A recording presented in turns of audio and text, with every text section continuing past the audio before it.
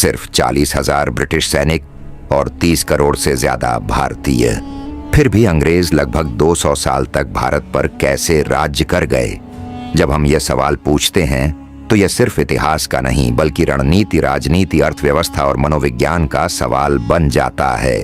क्या भारतीय कमजोर थे? बिल्कुल नहीं। क्या अंग्रेज अजेय थे? यह भी सच नहीं है। असली कहानी कहीं ज्यादा जटिल है।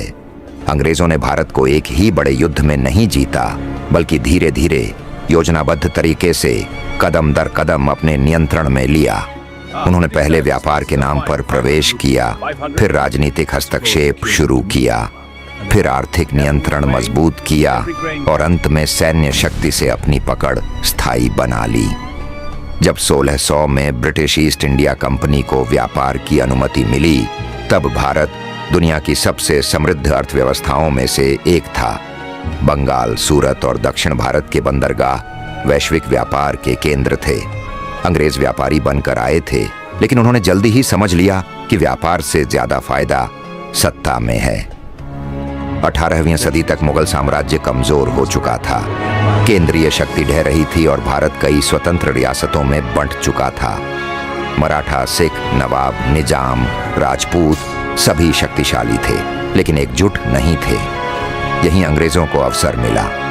उन्होंने डिवाइड एंड रूल की नीति अपनाई। एक शासक को दूसरे के खिलाफ समर्थन दिया, फिर दोनों को कमजोर करके खुद नियंत्रण हासिल कर लिया। 1757 की प्लासी की लड़ाई इसका बड़ा उदाहरण है, जहां जीत सिर्फ युद्ध से नहीं बल्कि साजिश और अंदरूनी विश्वासघात से मिली। इसके बाद 1764 की बक्सर की लड़ाई ने अंग्रेजों को बंगाल, बिहार और उड़ीसा का दीवानी अधिकार दे दिया। इसका मतलब था अब कर वसूली का अधिकार उनके हाथ में था और यहीं से उनकी असली ताकत शुरू हुई, क्योंकि पैसा सेना बनाता है और सेना सत्ता को स्थायी बनाती है। बंगाल की अपार संपत्ति से अंग्रेजों ने अपनी सेना को मजबूत किया। उन्होंने बड़ी संख्या में भारतीय सिपाहियों को भर्ती किया।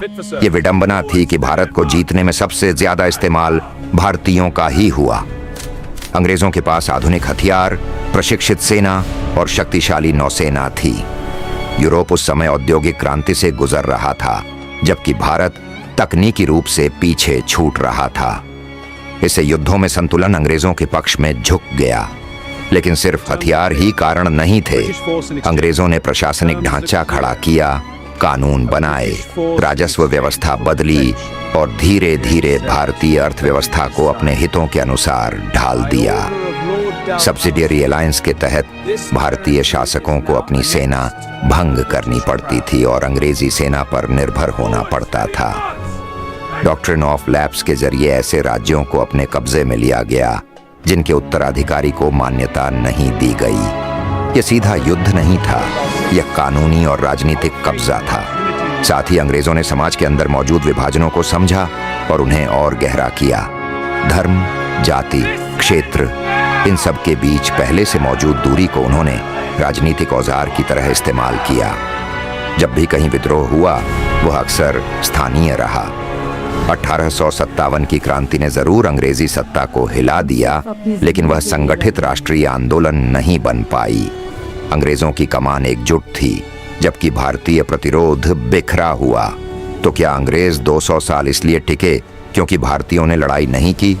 नहीं, संघर्ष लगातार चलता रहा।